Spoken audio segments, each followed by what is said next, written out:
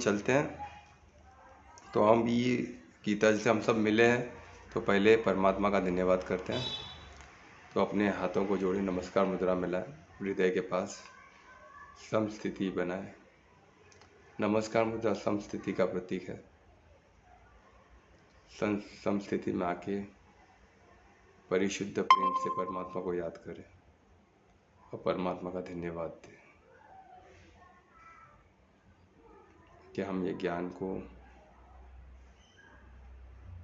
एक दूसरे से बांट सकें और इसका अपने जीवन में प्रयोग करके अपने जीवन के गति को आपकी तरफ प्रभाव मिलाए और सबका मंगल करें। इसी विश्वास के साथ परमात्मा को फिर धन्यवाद करके हम स्टार्ट करते हैं। हाथों का दर्शन करें।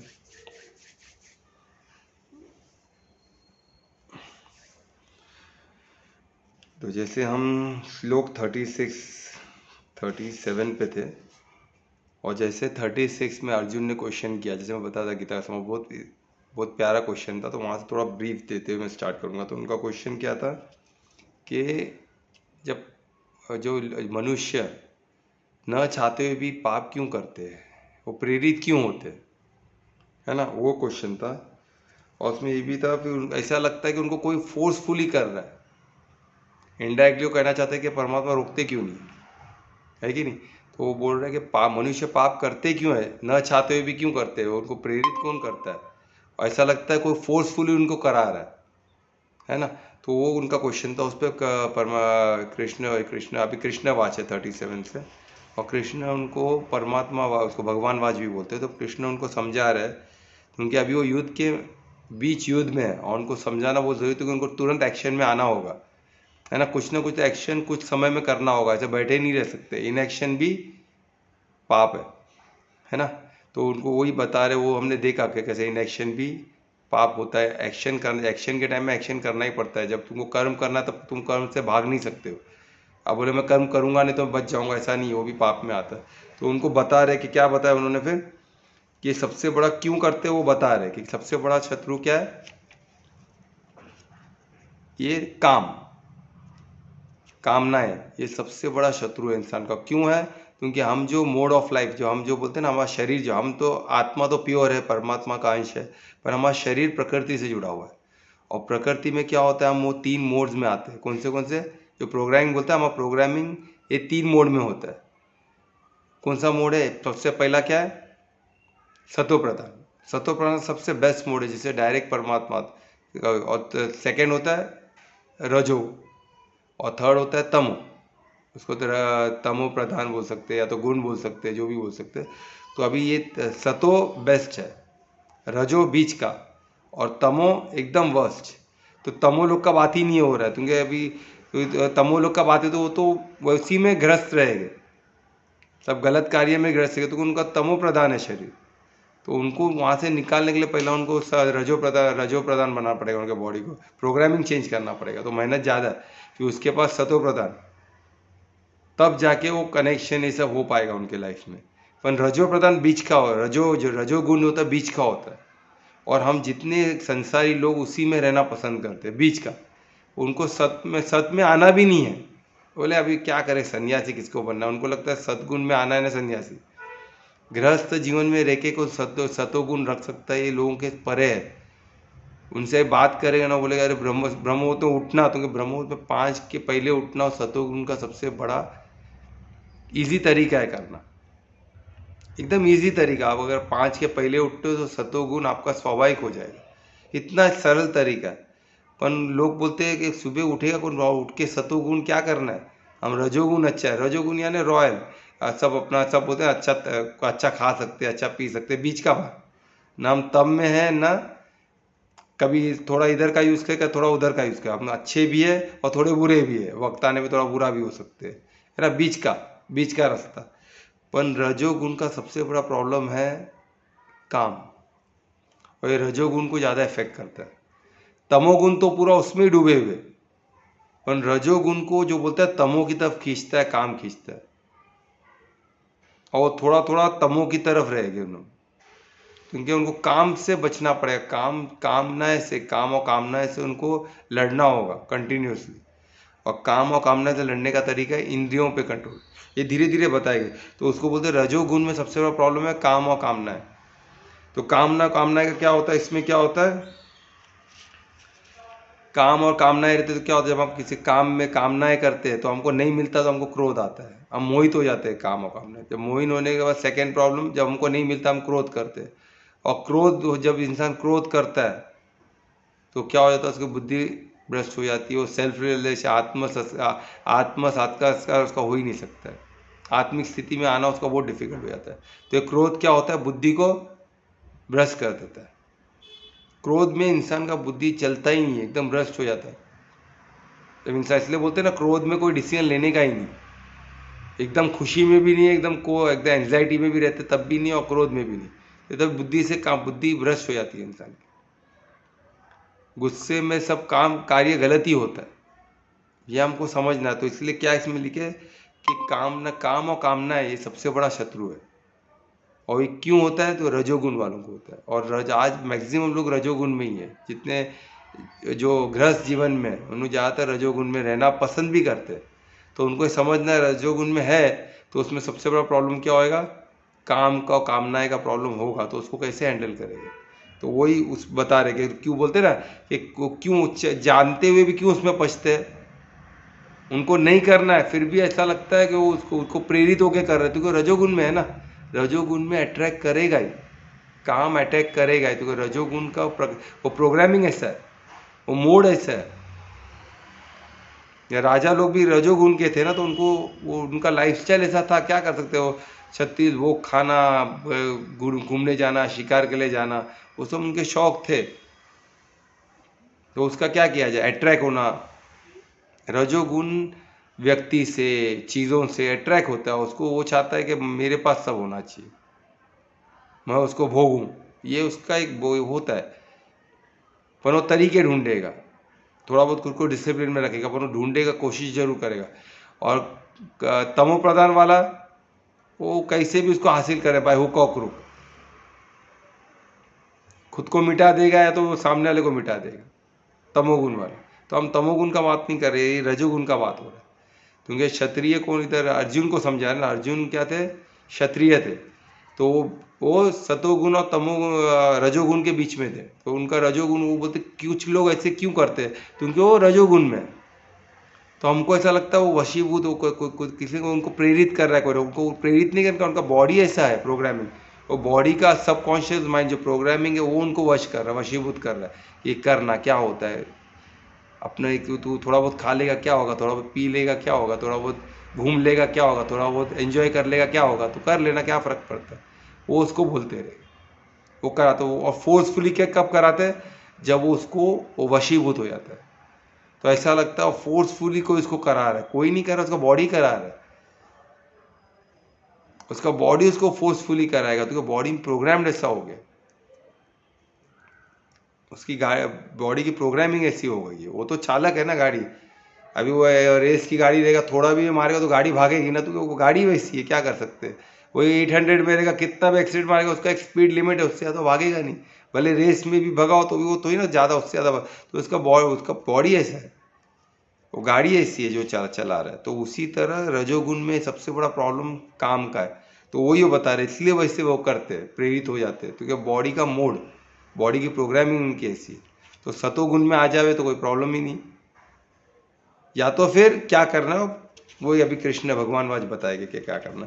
तो ये 37 में था, जहाँ हमने यहाँ से चालू करना था हमें, तो हम करते हैं अभी 38 श्लोक में उन्होंने ब्यूटीफुल एग्जाम्पल दिया है कि किस तरह भी वो एग्जाम्पल दे रहे हैं कि काम ही क्यों ऐसा रहेगा। तो वो हर पहलू से उनको समझाने देखते हैं अर्जुन को, क्यों, तो उनको तुरंत उनको तैयार करना है, अर्जुन को तुरंत करना कि भाई उसके धर्म युद्ध के लिए उनको तैयार करना था। तुरंत कुछ घंटों का ही, कुछ मिनटों का ही वक्त था, तो उसमें उनको सब करना था और उनको रेडी करना था। उन्होंने किया भी, और अर्जुन फिर वॉर जीता भी, वो युद्ध जीता भी, ऐसे बड़े योद्धा। और वो धर्म युद्ध उन्होंने जीता सक्सेसफुली, ठीक है। तो ये गीता कुछ घंटों में तैयार कर सकता है। तो हमारे पास समय है, हम पढ़ के हम भी अर्जुन जैसा तैयार हो सकते हैं बड़े से बड़े युद्ध के लिए। ये अर्जुन को देख के हमको ये प्रेरणा लेनी चाहिए, जो अर्जुन ने किया तो हम भी कर सकते हैं, है ना। तो अभी ये 38 में उनको एग्जाम्पल देते हैं, जिस तरह फायर, अभी आग लगता है तो धुएं, आग क्या धुएं में बंद रहता है ना, जिधर भी आग होगा तो धुआं रहेगा ही, और धुएं में कवर रहता है। आग कभी कभी दिखता भी नहीं, तो धुआं इतना रहता है, आग दिखता है, आग उसके अंदर है, वो दिख नहीं रहा है।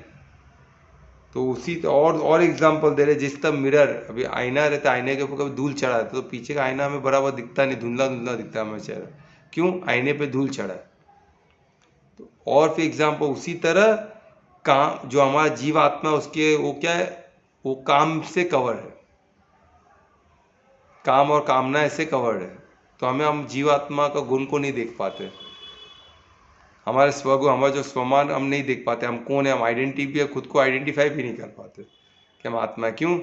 तो जैसा धुआं आग को कवर करके रखता है, जैसा मिरर को एक हल्का धूल मिरर को कवर करता है। या फिर और एक एग्जांपल दिया इसमें, गर्भाशय में जैसे बच्चे का जो अंश है ना, जिसको क्या बोलते हैं, एम्ब्रॉय बोलते हैं इंग्लिश में, उसको क्या बोलते हैं, भूल, एक मिनट पर देख लेना, ग्रून जो बोलते हैं, ग्रून यानी एम्ब्रॉय ने बच्चे का एक सेल रहता है ना बॉडी, जो एक सेल रहता है जो बढ़ के फिर पूरा बच्चा बनता है।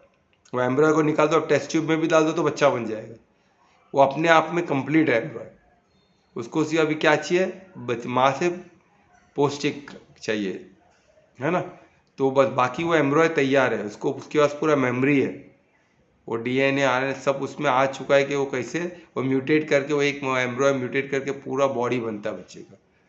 वो अपने आप में कंप्लीट है एम्ब्रॉय, तो इसको एम्ब्रॉय बोलते हैं। तो उसको भ्रूण वो किस में कवर्ड है, गर्भाशय में, वो में बच्चे माँ के। तो उसी तरह हमारा जो जीवात्मा है वो भी कवर्ड किससे रहता है, आत्मा काम और कामना में घिरा रहता है। हमको आत्मा दिखता ही नहीं है, हम खुद को आइडेंटिफाई कर ही नहीं पाते।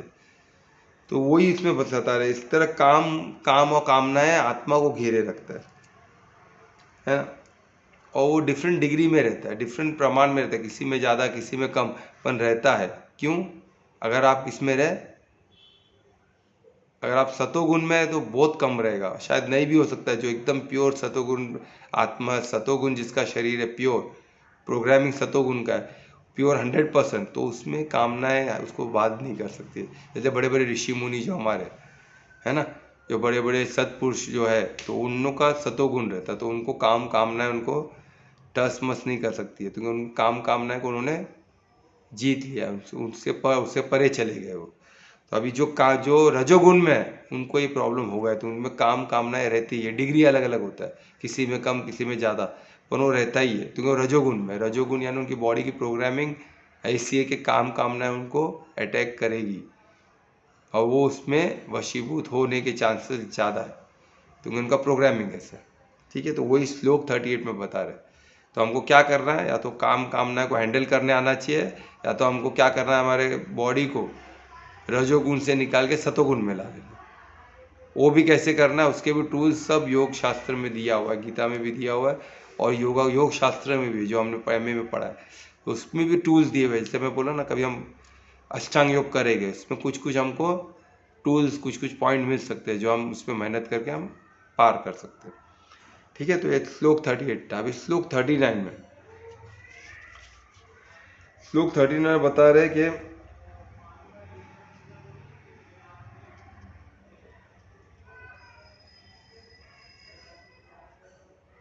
अभी इसमें एक ब्यूटीफुल एस्पेक्ट, जैसे इसमें बताया कि कवर रहती है आत्मा, किससे, कामनाएं से कवर रहती है।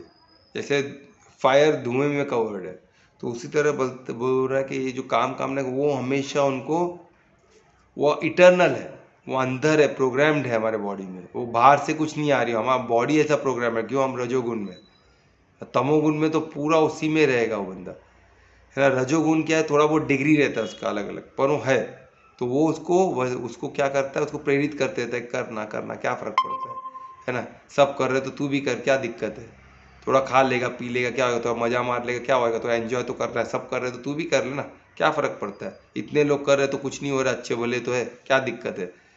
तो वो प्रेरित करेगा और फिर वशीभूत होकर उसको ऐसा लगेगा, वो उसका बॉडी उसको लेके जाएगा फोर्सफुली। ये क्यों होता है, क्योंकि उस रजोगुण के ऐसे अभी ये हो रहा है कि वो कवर्ड है, वो देख नहीं पा रहा है कि उसके आत्मा को, आग को अंदर की प्योरिटी को देख नहीं पा रहा है ना, क्योंकि वो कवर्ड है काम कामना में, तो वो काम कामना वशीभूत जाएगा। और दूसरी सबसे ये श्लोक में दिया है 39 में कि काम कामनाएं कभी सेटिस्फाइड हो ही नहीं सकती है, वो आग की तरह जलती रहेगी, उसमें कभी आपको 100% सेटिस्फेक्शन मिल ही नहीं सकता है, क्योंकि टेम्पररी चीज़ है। जो वो काम कामना क्या है, जो भौतिक चीज़ है ना, वो अपने आप में कंप्लीट है ही नहीं, वो टेम्पररी है। आप भौतिक चीज़ जो माया से जो बनी हुई है, भौतिक चीज़ है, मटेरियल वर्ल्ड है, ये सब टेम्पररी है। इसकी खुशी भी टेम्पररी है, इसमें जो भी मौज मजा मस्ती जो भी है सब टेम्पररी है। आपको लगेगा बड़ा, पर जब करो, जब वो मिलेगा तो ऐसा लगेगा बस कितना ही, तो आप हमेशा को तड़पते ही रहोगे खुशी के लिए, वो आनंद खुशी के लिए आप हमेशा तड़पते रहोगे, हमेशा इसके पीछे भागते रहोगे, मिलने वाला कुछ है नहीं। वो इस श्लोक 39 में दिखा, वो कभी आपको फुल्ली सेटिस्फाइड कर ही नहीं सकता, आप हमेशा भटकते रहोगे।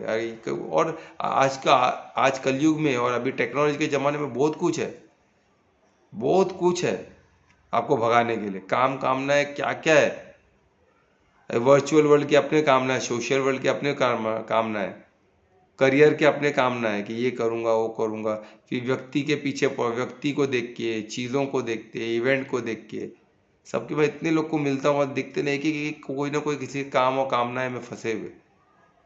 वो धार्मिक है, वो धर्म संगत है कि अधर्म संग, कोई कुछ जानने को इंसान तैयार ही नहीं है। और एम्बिशियस होना लोग पसंद करते हैं कि एम्बिशियस होना चाहिए, आज के ज़माने एम्बिशियस होना चाहिए।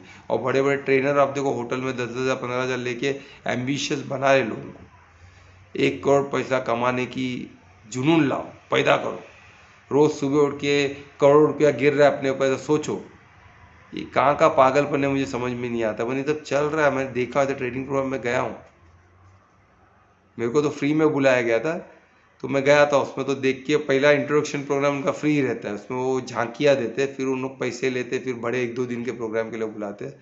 मैं उसको हाथ जोड़ के वहाँ से निकल गया, बोले क्या पागलपन है, पैसा गिर रहा है सोचो सर के ऊपर, अरे उसमें दफन होना है क्या? पैसा ऊपर गिर गिर के उसमें दफन हो जाएगा तो उसमें क्या होगा? फिर आपका बॉडी सब कुछ दफन हो गया, फिर बचा क्या? लालच में दफन हो गया, किसका भला हुआ है? ये सब ऐसे पागलपन नहीं है। पैसा जरिया है किसका अच्छे कार्य करने के लिए, पैसा जरिया है। पैसा जरिया होना चाहिए, जरिया मात्र होना चाहिए, निमित्त मात्र होना चाहिए कि आपको अच्छा खाना मिल सके, आपको अच्छा वातावरण मिल सके, है ना, आपको अच्छी पढ़ाई मिल सके, हर चीज़ अच्छी चीज़ों के लिए वो प्रेरणा, वो निमित्त मात्र होना चाहिए। पैसा एक जरिया होना चाहिए हासिल करने का। पर आज लोग सिर्फ पैसे के लिए काम कर रहे हैं, बस करोड़ों कमाना है। क्यों? वो कमा रहा तो मैं क्यों नहीं कमाऊँ, वो कमा रहा तो मैं क्यों नहीं कमाऊँ। अननेसेसरी एक्यूमुलेशन ऑफ वेल्थ, वो भी एक किस्म का पाप ही है। वो अष्टांग योग हम करेंगे, उसमें देखेंगे संगठित करना पैसे को अननेसेसरीली, वो भी पाप है। ज़रूरत से ज़्यादा खाना, वो भी पाप है। वो बीमारी का ज़्यादा, हम जितना ज़रूरत उससे ज़्यादा खाएंगे तो क्या हो गया, हम बीमार पड़ेगा 101%। शरीर का हमारा जितना वेट होना चाहिए उससे ज़्यादा 1 अंश वेट भी बीमारी का कारण है। पर कितने लोग समझते, कितने लोग वेट को सीरियसली लेते हैं कि वेट है, नहीं लेते। वेट बढ़ते ही जा रहा है, 110 120 किलो के भी लोग चल रहे। और ज़रूरत से ज़्यादा पैसा भी लालच का कारण है, डर का कारण है, फियर का कारण है कि कोई पैसा चुरा ना ले। हर चीज़ दिमाग में वो भर जाता है, वो किधर ना किधर हमको घात करता है, ये चीज़ समझना है। तो वो इसमें दिया है कि इसमें क्या दिया श्लोक 39 में कि काम कामनाएं ये इंसान को क्या करता है, वशीभूत कर देता है, उसको ललचाते रहता है कि वो करे। उसको जैसे बोले ना कि वो प्रेरित होते हैं, वो करने में मजबूर हो जाते हैं, ऐसा लगता है फोर्सफुली करते, उनकी बॉडी रजोगुण की बनी है। और रजोगुण का सबसे बड़ा एनिमी, सबसे बड़ा दुश्मन है काम और कामना, वो सबसे बड़ा दुश्मन है। उस पर विजय पाना, वो कैसे पाना वो आगे के श्लोक में बताएंगे, वो बहुत ज़रूरी है ना। और इसमें क्या दिए, और एक इम्पॉर्टेंट पॉइंट 39 में क्या, जो फिर से मैं दोहराता हूँ, क्या है कि काम और कामनाएं कभी आपको सेटिस्फाई नहीं कर सकती। आप जितना जितना उसमें डूबते रहोगे और दलदल की तरह आपको डुबाते रहोगे, क्योंकि आपको खुश कर ही नहीं सकती है, क्योंकि वो आना टेम्पररी है। आप हमेशा उसमें फंसे रहोगे, आपको लगेगा कि मैं बस ये मैं पा लूँ तो मेरा लाइफ सुधर जाएगा, बस एंजॉय, ये मिल गया तो मेरा लाइफ सेटिस्फाई हो जाएगा, मैं इतनी खुश हो जाऊँ या खो जाऊँगा, पर ऐसा नहीं है।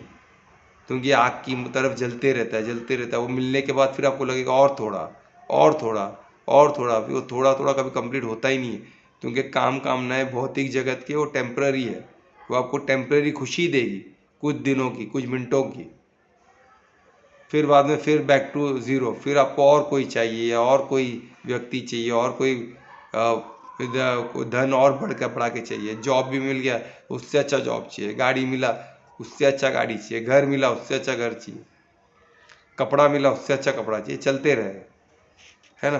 तो वही 39 श्लोक में दिया। अभी श्लोक 40 में चलते हैं। तो श्लोक 40 में देखिए, अभी कृष्ण बोलते हैं कि काम क्यों इतना खतरनाक है। काम और कामनाएं अगर रजोगुण में एकदम पावरफुल है तो क्यों है, उसका वजह क्या है। तो एक काम और कामनाएं किधर वास किधर करता है वो बता रहे। वो किधर वास करता है, वो 3 चीज़ों में बात करता है। एक हमारे सेंसेस, जो हमारी इंद्रियां हैं, उधर वो वास करता है। जब हम धारणा जो बोलते हैं, जो इंद्रियां से जो हम धारणा, जो हम सोचते हैं, तो ये सॉरी, जो हम सोचते हैं, जो हमारा बोलते हैं ना, तो जो हम परसीव करते हैं, तो उधर वो वास करता है इंद्रियों से। सेंसेस जिधर कंट्रोल, सेंसेस का कंट्रोलिंग जो पॉइंट है, उधर वो वास करता है। सेकेंड उसका घर कौन सा है, जिधर वास करता है, मन में। और तीसरा किधर है, बुद्धि में। ये 3 जगह उसका वास है। सोचो, स्ट्रॉन्ग, एकदम स्ट्रॉन्ग, ये 3 जगह वास करता है। तीनों आप सोचो कितना पावरफुल एरिया है। इंद्रिया जो सेंसेस, जिससे हम ये जगत को समझते हैं, इंद्रियों के थ्रू समझते हैं, उधर वास कर रहा है। उधर वास करना है, हर चीज़ वो अपने हिसाब से आपको बताएगा, सब अपने हिसाब से। ये है तो इसको मैं कैसे वापरूँ, ये चीज़ है तो मेरे पास कैसे हो। आप वही, आप सतोगुण में रहेगा तो अपना देखने का नज़रिया चेंज हो जाएगा। पर आप रजोगुण में है तो आपका ये काम उधर बैठ गया, और वो आपको सिखाएगा क्या करना है। ये आपके पास होना चाहिए, अरे इससे अच्छा ये है, उससे अच्छा वो मेरे को मिलना चाहिए, वो व्यक्ति मेरे पास होना चाहिए, वो चीज़ मेरे साथ होना चाहिए, वो डेजिग्नेशन मेरे पास होना चाहिए, उतना पगार मेरे को चाहिए, उतना पैसा मेरे को चाहिए, उतना दौलत, उतना घर, वो फ्लैट में को। वो आपको समझाएगा, वो आपको लालच देते रहेगा। तो वो किधर, वो उधर बैठता है। और दूसरा मन में, वो मन आपको हमेशा तड़पा दे, उसी तरफ भगाता रहेगा। अरे देख, उसके पास गाड़ी है, तू क्या इस पे चाहे कर रहा है, तू भी भाग उसके, वो कर, उससे ले ले, छीन ले। मन आपको पता है क्या फ़र्क पड़ता है, चोरी कर ले, या तो ज़्यादा इसको टोपी पीना, उसको कैसे पैसे कमाओ लेना, दुनिया करी, तेरे को क्या। मन ऐसा आपको भटकाते रहेगा, कंटिन्यूस आपके वो बम्बार्डेड करते रहेगा थॉट के। और तीसरा बुद्धि, मेमोरी में बैठ गया, बुद्धि में बैठ के आपको इंटेलेक्चुअली भी वो रीजन करेगा कि हाँ बराबर है ना, कैलकुलेशन दिखाएगा, इतना इतना कमाया, इतने लोग को मैंने टोपी पहना, तो मैं इतना पैसा आ जाएगा तो मैं कर सकता हूँ। आपको कैलकुलेशन करेगा, किस तरह करना, क्या करना, पॉसिबल करके दिखाएगा। तो क्या आप क्या इंटेलेक्चुअली आप सोचोगे ना किस तरह इसको हासिल करूँ, तो आपको नए नए तरीके दिखाएंगे। सब वो धार्मिक या वो सब दिमाग से निकल जाएगा। तो काम और कामना है ना, वो आपको, आपका विवेक को हर लेता है, सही गलत सोचने का हर लेता है। क्योंकि 3 जगह बैठ के आप पे कंट्रोल पा लेता है। तो ये 3 जगह पे बैठता है, और आपके रियल नॉलेज को और आपके आत्मिक शक्ति को, जो मेन ज्ञान है, और जो आपका आत्मिक आप आत्मा हो, जो सेल्फ रियलाइजेशन है, आप वास्तव में हो क्या, वो आपको वो दिखाता नहीं है, वो चीज़ को बंद कर देता है। क्योंकि धुआं कर देता है ना, आपको दिखेगा ही नहीं अंदर की प्योरिटी। आप आत्मा हो, आपको दिखेगा तो पूरी तरह से आपको आत्मा को कवर कर देता है, एक आवरण जैसा, एक आवरण का एक लेयर जैसा बना देता है, जिसमें आपको आत्मा दिखेगी ही नहीं। आत्मा उसके अंदर छुप जाती है, आपको नहीं दिखती है। तो ये, और ये 3 जगह बैठा है, और 3 वही बता रहे। अभी नेक्स्ट श्लोक 41 में बता रहे,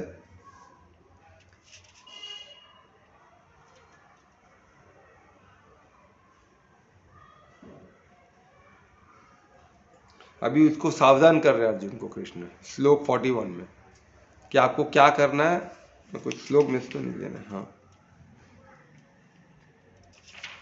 तो श्लोक 41 में अर्जुन को सावधान कर रहे हैं। अर्जुन को बोल रहे हैं, वो श्रेष्ठ वॉरियर है, भारत का सबसे श्रेष्ठ धनुर्धर, श्रेष्ठ योद्धा है, भारत का सबसे बड़ा योद्धा है, तो सबसे बड़ा धनुर्धर है, सबसे बड़ा क्षत्रिय है। तो तेरे को इस सेंसेस पे कंट्रोल करना चाहिए, यानी तरीका बता रहे सेंसेस, जो हमारे सेंस हमारे जो इंद्रियां हैं उस पर आपको कंट्रोल करना पड़ेगा शुरू में ही। उसको ज़्यादा बढ़ा दोगे तो फिर उस पर लड़ना बहुत डिफिकल्ट। तो शुरू में ही मालूम है इंद्रियों से ही आता है, इसका जन्म इंद्रियों से ही होता है, इंद्रियों से ये बढ़ता है। तो वहाँ ही उसको रोक दो, इंद्रियों में निवास करता है उसको और बढ़ने मत दो, उसका निवास स्थान और बढ़ाओ मत। मैंने 1 बेडरूम से 2 बेडरूम, 2 बेडरूम 3 बेडरूम, ऐसा मत करने दो। वो इंद्रियों में आया तो 1 बेडरूम है तो दो, इसको खत्म करो। पता लगा और एक मिल रहा है 2 बेडरूम किचन, यानी वो माइंड मन में भी आ गया, फिर 3 बेडरूम हॉल किचन, वो इसमें भी घुस जाएगा, बुद्धि में भी, तो बहुत भारी पड़ेगा। तो बुद्धि में घुस गया तो आपको सब राइट ही बताए, यही तरीका है और कोई तरीका, सब सही है। वो आपको कैलकुलेट करके बताएगा, मैनिपुलेट करेगा आपसे, आपको आप बुरे को भी अच्छा बता देगा। तो आप क्या करोगे? तो इसलिए उसको मन में इसको रोको, बोलते ना इंद्रियों में उसको पहला जो 1 रूम किचन में तभी उसको ख़त्म करो, छोटे पे उसको ख़त्म करो, उसको आगे बढ़ने ही मत दो। तो ये इसमें बताया कि उसको थोड़े में बिगिनिंग में उसको ख़त्म करो। और ये सिंबल जो ये इसको क्या है, इसको ऐसे छोड़ दोगे तो आपको वशीभूत कर देगा। और वशीभूत कर देगा आपका क्या है, आपको कि आप कभी भी ज़िंदगी में रियल नॉलेज आपको नहीं मिलेगा, सही ज्ञान विवेक आपका जागृत, आपको सही गलत की पहचान नहीं होगी। आप हमेशा इंद्रियों के वशीभूत रहोगे और उसी आप डिसीजन भी ऐसे ही रहोगे, आपका कार्य भी उसी दिशा में बढ़ेगा। सही गलत वो इम्पोर्टेंट नहीं रहेगा आपको, आप सिर्फ काम और कामनाएं के पीछे भागते रहोगे। और जैसे पिछले श्लोक में था, काम कामनाएं कभी सेटिस्फाइड होते ही नहीं, कभी फुल्ली सेटिस्फाइड होते ही नहीं, हमेशा आपको ललचाते रहेंगे और बस आपकी ज़िंदगी ख़त्म हो जाएगी इसमें, है ना। और पाप का घड़ा बढ़ते रहेगा, पाप का घड़ा तो बढ़ ही रहा है, क्योंकि उसमें धर्म अधर्म क्या पता क्या क्या गलत आपके हाथ से कार्य हो जाए। तो हर जगह क्या बोलेगा, पाप जब कर्म का खाता खोलेगा पता लगे बाप रे, पाप का तो घड़ा बहुत बड़ा हुआ, फिर जन्म लो, उसको सल्टा, उसको सॉल्व, उसको इक्वल करने के लिए, फेडने के लिए फिर लो, तो वो चलते रहेगा जिंदगी, बहुत बुरी तरह फंस जाओगे। तो आपको कभी आप आत्मिक स्थिति में आ ही नहीं सकते, आत्मा कंटिन्यूसली कवर रहेगा। जितना बड़ा काम में फंसोगे उतना बड़ा धुआं, उतना ज़्यादा आपको आत्मा दिखेगी नहीं। धीरे धीरे धीरे धीरे काम कम होते रहेगा, कामनाएं कम होते, धुआं धुआं थोड़ा कम होगा, फिर आपको धीरे धीरे आत्मा दिखना चालू। आत्मा दिखा तो आपको मालूम पड़ेगा अच्छा मैं आत्मा हूँ, इतना प्योर हूँ, मैं अनंत हूँ। फिर आपको आत्मा की शक्ति, आत्मा गुण मालूम पड़ेगा। जब आपको आत्मा के गुण, आत्मा की शक्ति मालूम पड़ेगी तो जब अनुभव करोगे, अरे वाह ये रियल खुशी इसमें, आनंद में खुश। जो आत्मिक स्थिति में जो खुशी है वो खुशी तो अनंत है। तो फिर आप उसमें, फिर आपको ये तो खुशी, जो छोटी छोटी खुशी में इंटरेस्ट नहीं रहेगा। बहुत ही खुशी है, ठीक है, इंपॉर्टेंट है, पर ये सर्वत्व नहीं है, ये सब कुछ नहीं है। मैं आनंद में कोश में हूँ, वो आनंद के सामने कुछ नहीं है, फीका है। तो आप क्या करोगे, आनंद में कोश में रहना ज़्यादा पसंद करोगे, इसको भौतिक खुशी को आप यूज़ करोगे कि मेरे को तो जाना है तो भाई आपकी गाड़ी दे तो मैं गाड़ी में बैठ के चले जाऊँगा, ये गाड़ी को पीछे भूल जाऊँगा। उसका कार्य था मुझे यहाँ से यहाँ पहुँचाना, उसने पहुँचा दिया भाई जयराम जी कि आप आपकी गाड़ी लेके जाओ। वो गाड़ी मुझे ही चाहिए, मेरे पास ही चाहिए, उससे अच्छी वो सब आपका सोच रह हट जाएगा। फ़ोन है तो फ़ोन पे मैं किसी से बात कर रहा हूँ, ठीक है, मेरा बात हो गया ना, बस फ़ोन का काम हो गया। आईफोन ही चाहिए, 1 लाख का फ़ोन ही चाहिए, वो दिमाग से निकल जाएगा। तो आपको ज़रूरत ही नहीं महसूस पड़ेगी, कौन आईफोन यूज़ कर रहा है, कौन क्या कर रहा है, आपका ध्यान उधर जाएगा ही नहीं।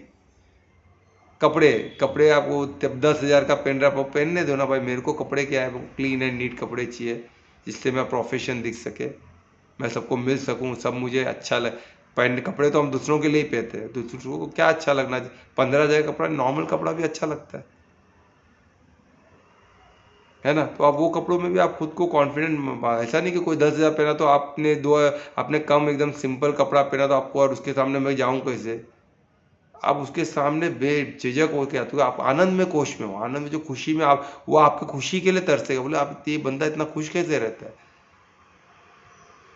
वो आपको बोलेगा भाई आपको खुशी का कारण क्या हो तो बताओ, वो आपसे पूछेगा, भले वो 15,000 का कपड़ा पहना है, 2 करोड़ के गाड़ी में आया है, पर आपको खुशी को देख के वो जानना चाहेगा भाई इसको खुशी का राज क्या है।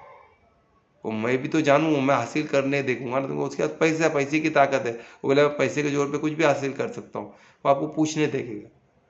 और तब आप ज्ञान स्वरूप बन के उसको दिशा दिखा सकते हो।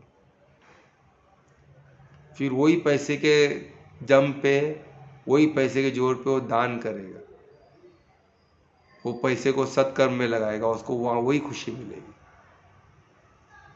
है ना। तो ये तरीका है, पर हमको वही उसमें यही दिखा है। तो वो अभी 41 श्लोक में कृष्ण अर्जुन को बताते हैं कि भाई तुम श्रेष्ठ योद्धा है, तू अभी थोड़े में ही कर्म काम को, जो सबसे बड़ा शत्रु है रजोगुण का, उसको वहाँ ही खत्म कर, उसको आगे बढ़ने मत दे, क्योंकि ये सबसे बड़ा शत्रु आप रियल ज्ञान का, सद ज्ञान जो बोलते हैं, है ना, उसका शत्रु है। वो आपको ज्ञान आने की, कोई अच्छी चीज़ आपको समझने की ताकत ही आपको हर लेगा, प्लस आत्मा को कवर कर देगा। तो आपको आपके आत्मिक स्थिति में कभी आओगे ही नहीं, आप कभी आनंद कोश में आओगे, आप आनंद में कभी रह नहीं सकते। हमेशा छोटी मोटी खुशी ढूंढते रहोगे, वो जब मिला आप खुश, वो फिर चला कम हो गया फिर दुखी, ऐसे ही चलते रहेगा, सुख दुख में चलते रहेगा। 41 श्लोक कितना ब्यूटीफुली देखो अर्जुन स्टेप पे थोड़ा थोड़ा करके समझा रहे हैं। अभी श्लोक 42 में, अभी इसमें उस बता रहे कि ऐसा क्यों होता है, कि काम इतना पावरफुल क्यों होता रहता है, एक एक स्टेज उसको क्यों रोकना है, थोड़े में क्यों रोकना है। क्योंकि वो बता रहे कि जो ये जो अपना सेंसेस है वो हमारे स्थूल बॉडी से बहुत बड़ा है। जो हमारा जड़ बॉडी होता है, जड़ बॉडी जड़ है ना, जड़ से बड़ा हुआ है, मटेरियल है, तो उससे बड़ा हमारे सेंसेस होते हैं। हम जो इंद्रियों से जो देखते हैं ना, वो उससे सुपीरियर होता है, यानी वो जड़ शरीर को कंट्रोल करता है, वो शरीर को कंट्रोल करता है। कौन? हमारे सेंसेस। तो एनर्जी के फॉर्म में रहता है जिसको, तो वो उस शरीर से बढ़कर है, स्थूल शरीर से बढ़कर है, और इंद्रियों से बढ़कर मन है, उससे सुपीरियर है, और मन से बढ़कर बुद्धि है।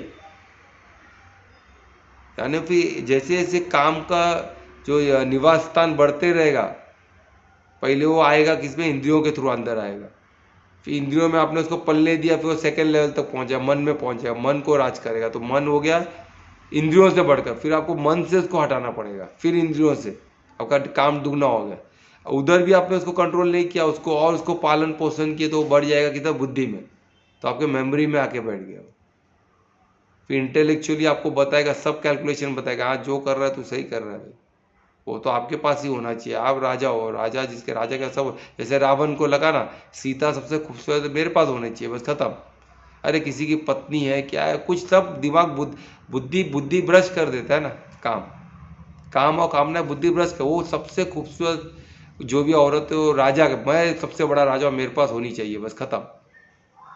और उसको बुद्धि ने बोल दिया राइट, राजा के पास होनी चाहिए बराबर, तो बुद्धि ने बोल दिया, तो बस ये उठ के चले गया, उठा किडनैप करके ले गया। इतना बड़ा पाप, और फिर जो हुआ उसके बाद देख, अब दुनिया जानती है क्या हुआ। न लंका बची, न उसका शरीर बचा, न बुद्धि बचा, सब खत्म हो गया। कितने लोग ने उसको समझाया, अपन बुद्धि भ्रष्ट हो जाता है, कुछ समझ में नहीं आता। तो यही इसमें बता रहे, क्योंकि वो किधर पहुंच गया? बुद्धि तक पहुंच गया। तो तब क्या करना पड़ेगा हमको? कैसे न कैसे आत्मा जो है बुद्धि से बढ़कर है, तो आत्मिक स्थिति में आके हमको वहां से निकालना पड़ेगा, तब हम बच सकते, तब तक नहीं बच सकते। तो ये बहुत ध्यान देना है हमें। तो हमको क्या करना है? आत्मिक स्थिति, और आत्मिक स्थिति को भी आवरण कर देता है, क्या कर देता है? कवर कर देता है ना आत्मा को। तो उस आवरण को तोड़ना होगा। तो इसलिए शुरू में सबसे आसान तरीका क्या है कि उसको इंद्रियों पे रोक दो, उसको बढ़ने मत दो, काम और कामना को। उसको जितना आप उसको मोहित होते रहोगे, उस पर जितना उसको पालते रहोगे, बढ़ते बढ़ते बढ़ के बुद्धि पे चला जाएगा। फिर वहां से उसको काटना बहुत मुश्किल है। और आत्मिक स्थिति में आना क्यों मुश्किल है? क्योंकि उसको वो आत्मा को कवर कर देता है। जैसे आग धुआं आग को कवर कर देता है, वो आत्मा को कवर, आपको आत्मा दिखेगा ही नहीं। आत्मिक स्थिति क्या मालूम नहीं पड़ेगा, शरीर ही सब कुछ है भाई, आत्मा किधर है? कौन देखा? हम आत्मा को सब, आत्मा क्या आत्मा भाई? आत्मा तूने देखा क्या? बोलेगा देखा तुमने? तू नहीं देखा तो क्यों बात कर रहा है आत्मा की? वैसे तो हमने तो इसको भी नहीं देखा है, ग्रेविटी को भी नहीं देखा है, अपन ग्रेविटी है ना, इलेक्ट्रिक को भी, इलेक्ट्रिक है ना, सब जो नहीं सब दिखता है वही होता है, ऐसा नहीं है। आज हम हवा को नहीं देखते, अपन हवा तो श्वास हम ले रहे हैं ना, ऑक्सीजन को, ऑक्सीजन में बॉडी को चाहिए ना। जो दिखता वही है, बाकी जो हमको नहीं, अरे हमारा आंख नहीं देख सकता है, हमारा आंख की लिमिटेशन है। तो ऐसा नहीं वो चीज़ नहीं एग्जिस्ट करता, ऐसा नहीं, हमारा आंख की कैपेसिटी कमजोर है।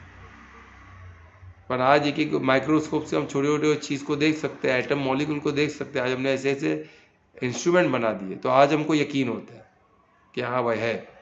हमारे आंखों से नहीं, हमने ऐसे इंस्ट्रूमेंट बनाए, उससे देख के मालूम पड़ता है। आज हमारा प्रमाण है कि भाई है, मॉलिक्यूल्स को हम देख पाते हैं।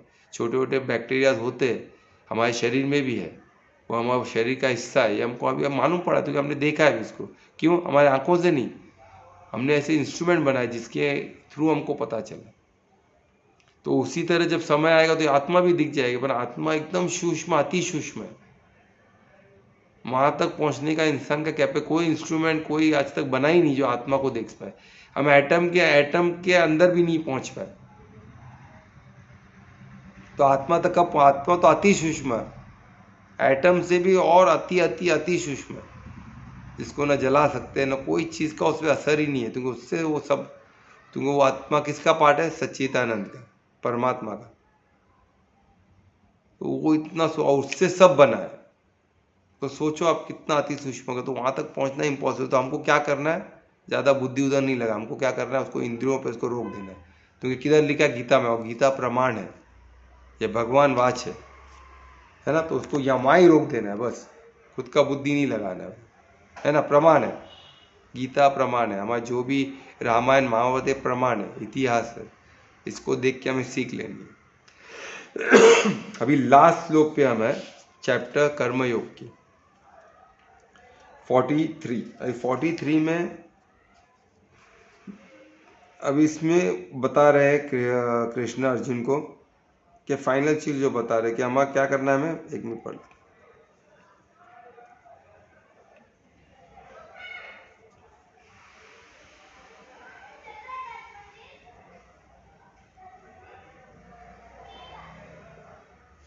तो हमें क्या करना है? काम पे विजय पाना ही होगा। उसके बगैर आप सब बाहर के शत्रुओं से लड़ने से पहले आपके अंदर की शत्रु, जो काम शत्रु, उसको पहले विजय पाओ, फिर बाहर के शत्रुओं का विजय पा लोगे। बाहर के शत्रु ज़्यादा खतरा, अंदर के जो शत्रु उसको आप ट्रांसेंड करना पड़ेगा, उसके परे जाना पड़ेगा, उसको इंद्रियों पे ही रोकना पड़ेगा। और उसके लिए बहुत से टूल्स में दिए, किस तरह करना वो दिया गया है। तो अर्जुन गुरुकुल से पढ़ा होता, उसके पास काफ़ी टूल्स थे उसको कैसे हैंडल करना। तो उसको बता रहे थे कि विजय होना पड़ेगा, किससे? अपने इंटरनल शत्रु से, अपने अंदर के शत्रु को जो काम है उससे आपको विजय पाना होगा। एक बार अपने काम और कामनाओं पे विजय पा लिया, फिर बाहर के शत्रु तो आप आराम से, क्योंकि आप सर्वश्रेष्ठ योद्धा हो, है ना। अपन इंटरनल शत्रु से वो सर्वश्रेष्ठ योद्धा कार्य नहीं है ना। इंटरनल शत्रु से लड़ने के लिए क्या चाहिए? योग की शक्ति चाहिए। उसमें तलवार से काम नहीं चलेगा। तलवार से क्या खुद का गला काट दोगे? क्या करोगे? बाहर के शत्रु आप तलवारों से, कोई अन्य चीज़ों से लड़ सकते हो। अंदर के शत्रु को, कामनाओं को कैसे लड़ सकते हो? उसको शांति से, आत्मिक स्थिति में आने की कोशिश करो, शांति से, योग से, परमात्मा के साथ से, उससे लड़ सकते हो। ऐसे काफ़ी टूल दिए गए, तो हमको उससे लड़ना है। तो यहाँ कंप्लीट हुआ हमारा चैप्टर 3 जो कर्मयोग था। अभी हम फिर से हम कल करेंगे चैप्टर 4 से हम शुरुआत करेंगे। तो आप ज़्यादा से लोग को बोलो, चैप्टर 4 जो है ज्ञान योग है, ज्ञान योग बहुत प्यारा है। तो हम उस पर ट्रांसजेंडर नॉलेज, यानी हम कैसे ट्रांसजेंडल, शरीर के परे कैसे आते हैं, है ना, वो हम स्टार्ट करेंगे कल से, जो चैप्टर 4 है। ठीक है, ये कर्म योग है समाप्त। तो कर्म योग में कोई भी क्वेश्चन है, हमारे पास समय है थोड़ा, तो कृपया क्वेश्चंस पूछिए। और इसका कर्म योग बहुत प्यारा है, बहुत स्ट्रांग है, बहुत पावर, बहुत आसान तरीका है। तो कर्म योग को जाने। अभी तक आपने कुछ समझना हो, कुछ क्वेश्चन है तो पूछ सकते हैं, प्लीज पूछिए।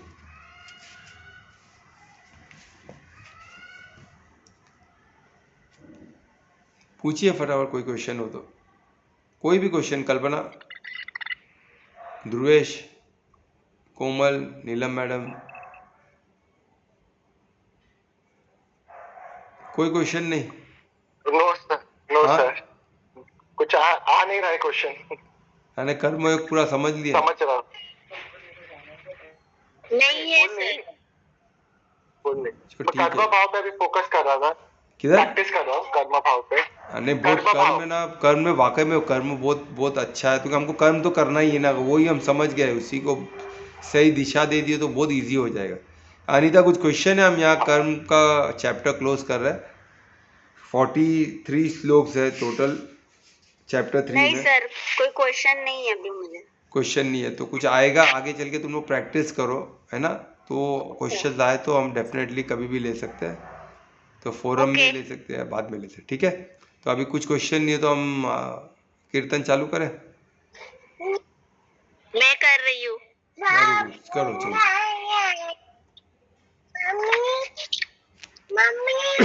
ए चुप। हरे कृष्णा। हरे कृष्ण, बोलो।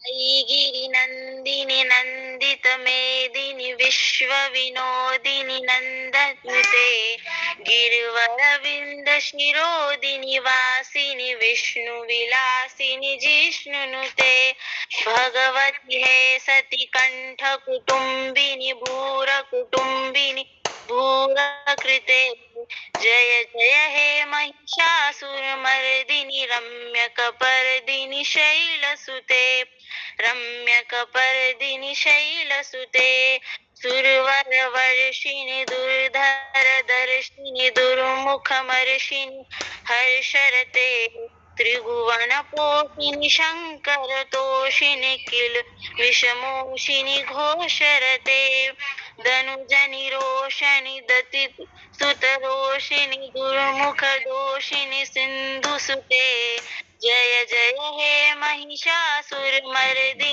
रम्यकपर्दिनि शैलसुते रम्यकपर्दिनि शैलसुते। बस इतना। बहुत अच्छे हैं। बहुत अच्छे, ब्यूटीफुल, वेरी गुड, वेरी बहुत गुड good। कल्पना, बहुत अच्छे से आपने गाया, बहुत अच्छे। तो महामंत्र भी बोल दो। हाँ। हरे हरे कृष्णा कृष्णा कृष्णा हरे हरे हरे राम राम राम हरे हरे।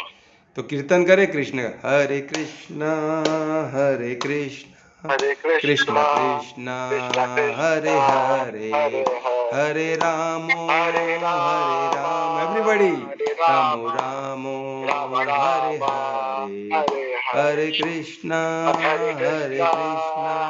कृष्ण कृष्ण हरे हरे हरे राम राम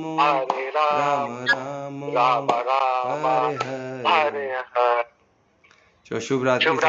हरि बोल। राधे राधे सबको। राधे राधे सबको शुभ रात्रि, सबका मंगल हो। हरि बोल। हरि बोल, हरि बोल, शुभ रात्रि।